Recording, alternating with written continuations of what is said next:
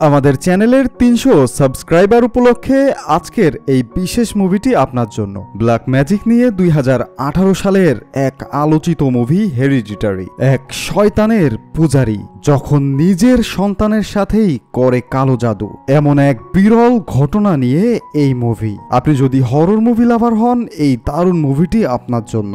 আমাদের চ্যানেলে আপনি যদি নতুন হন তাহলে চ্যানেলটিকে সাবস্ক্রাইব করে আমাদের সাথেই থাকুন। So without wasting any time, চলুন মুভিটি শুরু করা যাক। মুভির শুরুতে আমরা একটি ডেমি হাউসকে দেখতে পারি, আর তার ভেতরে দেখানো হয়েছে একটি পরিবারকে, যেখানে অ্যানি তার স্বামী স্টিভের সাথে তার দুই সন্তানকে নিয়ে থাকে, যার মধ্যে ছোট মেয়ে চার্লি ও বড় ছেলে পিটার। চার্লির বয়স ১৩ বছর ও পিটারের বয়স ১৬ বছর। এরপর অ্যানির মা এলেনের মৃত্যু দেখানো হয়, কিন্তু অবাক করা বিষয় হলো তার ফিউনারালে এমন সব লোক আসে যাদেরকে এই পরিবারের আগে কেউ কখনো দেখেনি। ঠিক এমন সময় চার্লি কেমন যেন অস্বাভাবিক আচরণ করতে থাকে। সেই সাথে চার্লি তার নোটবুকে একটি ছবিও আঁকতে থাকে। দূর থেকে তার দিকে সেই সময় এক অজানা ব্যক্তি তার দিকে তাকিয়ে অদ্ভুত এক হাসি হাসে। চার্লি তার নানি মারা যাওয়ায় খুব বেশি মন খারাপ করে থাকে। তার নানি চার্লিকে সবসময় বলতো সে মেয়ে না হয়ে যদি কোনো ছেলে হতো তাহলে খুব ভালো হতো। এখন এই কথার মানে কি সেটা আমরা সামনেই দেখতে পারবো। চার্লির মা চার্লিকে ঘুমাতে বলে চলে যাওয়ার সময় সেখানে অ্যালেনের একটি নোটবুক খুঁজে পায়, আর অ্যালেন সেখানে লিখেছে যে সে খুবই দুঃখিত কারণ এমন অনেক রহস্য আছে যার কথা সে কাউকেই বলে যেতে পারেনি। সে লিখেছে একদিন আমরা আমাদের বলিদানের পুরস্কার অবশ্যই পাবো। এসব পড়ার পর অ্যানি রাগে ওই নোটবুক সেখানেই ফেলে দেয়। তারপর সেখানে লাইট বন্ধ করে চলে যেতেই সে দেখে সেই লাইট আবার নিচ থেকেই জ্বলে ওঠে। এটা থেকেই আমরা বুঝতে পারি এই ঘরে কোনো আত্মা বা কোনো ডার্ক এনার্জি আছে। এরপর অ্যানির একটি ম্যানেজার আর্ট দেখানো হয়, যেখানে তার মা অ্যালিস তার বাচ্চা চার্লিকে দুধ খাওয়াচ্ছে। কি এক অদ্ভুত বিষয়।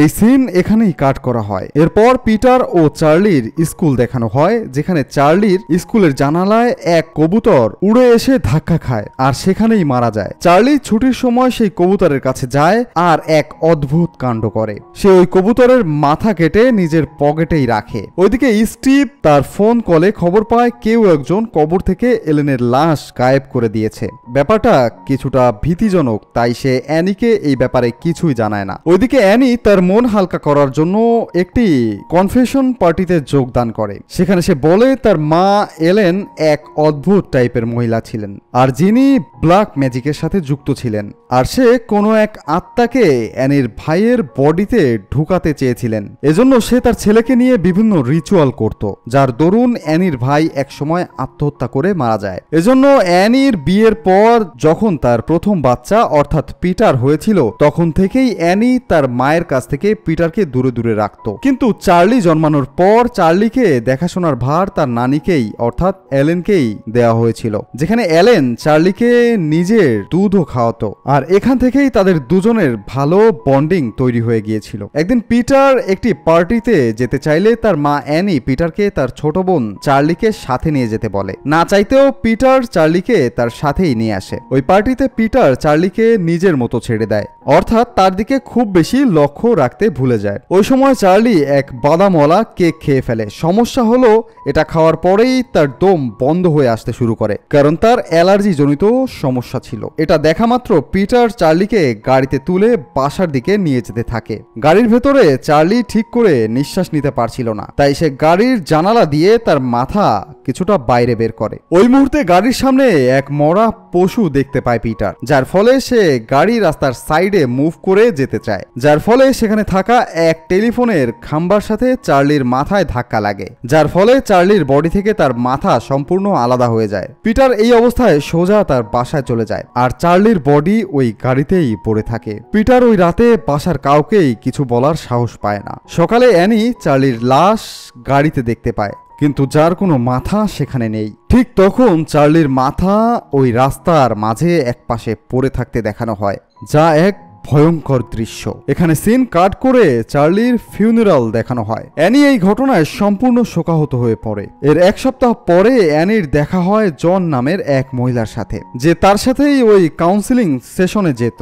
এই সাথে জন তাকে জানায় সেও তার বাচ্চাকে হারিয়েছে, যার জন্য সে অ্যানির দুঃখ বুঝতে পারে। এসবের মধ্য দিয়ে ওই দুজনের ভালো ঘনিষ্ঠতা তৈরি হয়। ওইদিকে একদিন অ্যানি ও পিটারের তর্ক শুরু হয়, যেখানে পিটার তাকে বলে চার্লির মৃত্যুর জন্য অ্যানিই দায়ী, কারণ সে জোর না করলে ওই দিন পিটার চার্লিকে নিয়ে ওই পার্টিতে যেত না, আর চার্লির এমন মৃত্যুও হতো না। এরপর একদিন অ্যানি জনের সাথে দেখা করতে তার বাসায় যায়, যেখানে জন তাকে জানায় যে সে কোনো এক রিচুয়াল করে তার মারা যাওয়া সন্তানের সাথে কথা বলতে পারে, আর সে অ্যানিকেও এমনটা করেও দেখায়। তাই অ্যানি এবার চার্লির সাথে কথা বলতে চায়, তাই সে তার স্বামী ও পিটারকে কোনোভাবে এটা করার জন্য রাজি করায়। এবার তারা তিনজন ওই রিচুয়াল করে, যার ফলে ঘরের সব জিনিস হঠাৎ করেই কাঁপতে শুরু করে, আর অ্যানি হঠাৎ করেই চার্লির গলায় কথা বলতে শুরু করে, যা দেখে তার স্বামী ও পিটার ভয় পেয়ে যায়। এজন্য স্টিভ অ্যানিকে তার হুঁশে আনতে তার মুখের উপরে পানি মারতে শুরু করে। এর পরদিন পিটারকে দেখানো হয় তার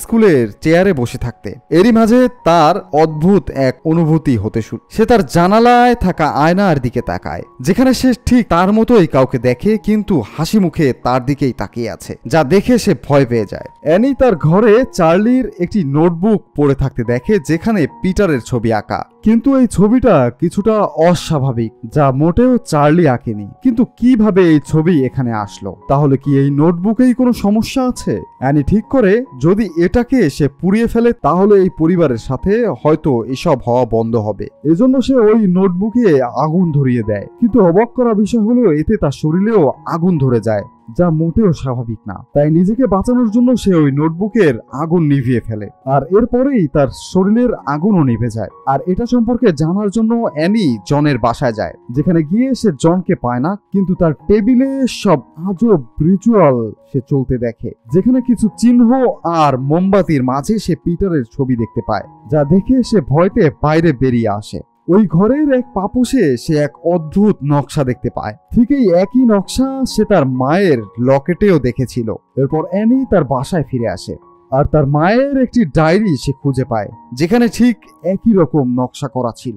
সে এই ডায়েরি খুলে দেখে সেখানে পেমন নামের এক ডেমনকে নিয়ে লেখা হয়েছে, আর এখানেই আমরা এই ঘটনার বিষয়বস্তু জানতে পারি। অ্যানির মা মূলত এসব কালো জাদুই করত।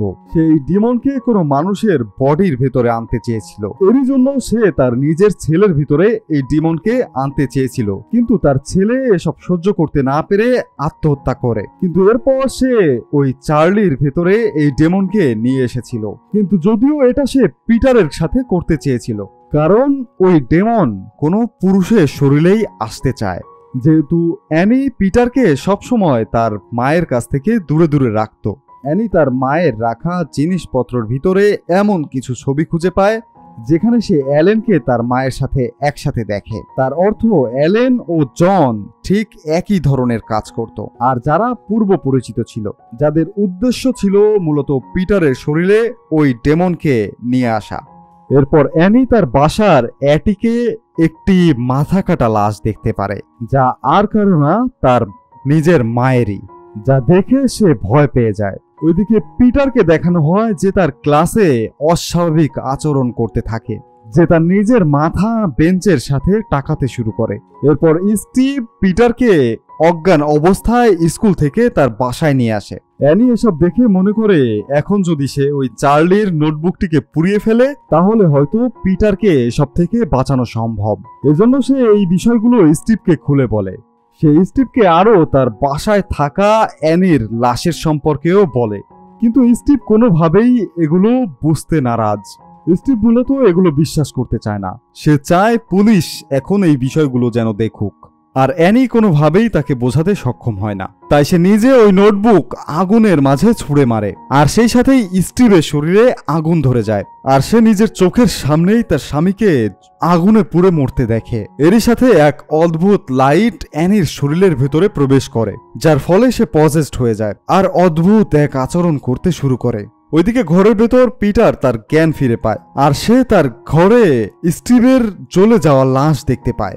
সেই সাথে অ্যানি পিটারকে মারার জন্য পিটারের উপরে আক্রমণ চালায়। পিটার তার হাত থেকে বাঁচার জন্য তার ঘরের অ্যাটিকে আশ্রয় নেয়, আর সেখানে সে দেখে উপর থেকে তার উপর রক্ত টপ টপ করে পড়ছে। সে উপরে তাকাতেই দেখে অ্যানির গলায় তার পেঁচিয়ে সে আত্মহত্যা করার চেষ্টা করছে, যা দেখে ভয়ে পিটার জানালা ভেঙে বাইরে লাফ দেয়। আর এরই সাথে এক লাইট অ্যানির বডি থেকে পিটারের বডির ভিতরে ঢুকে যায়। আর এরপর পিটার ওই মাথা কাটা অ্যানির বডিটাকে দেখে তার ট্রি হাউসে যেতে। এটি দেখে পিটার তার পিছু পিছু ওই ট্রি হাউসে প্রবেশ করে, যেখানে পিটার যাওয়া মাত্রই ওই ঘরের সবাই পিটারের সামনে তাদের মাথা নিচু করে সিজদা করে। আর এদের সবার সাথে অ্যানি ও চার্লির মাথা কাটা লাশও ছিল। এখান থেকে আমরা বুঝতে পারি এরা সবাই ওই ডেমনের পূজারী ছিল।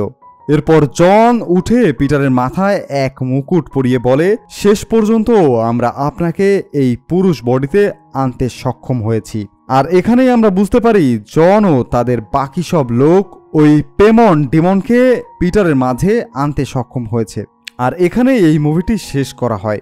মূলত এই পেমন ডিমন হলো লুসিফারের এক সার্ভেন্ট, যার প্রধান লক্ষ্য হলো কোনো মানুষের বডিকে পজেস্ট করে এই পৃথিবীতে বাস করা এবং লুসিফারকেও এই পৃথিবীতে আনার ব্যবস্থা করা।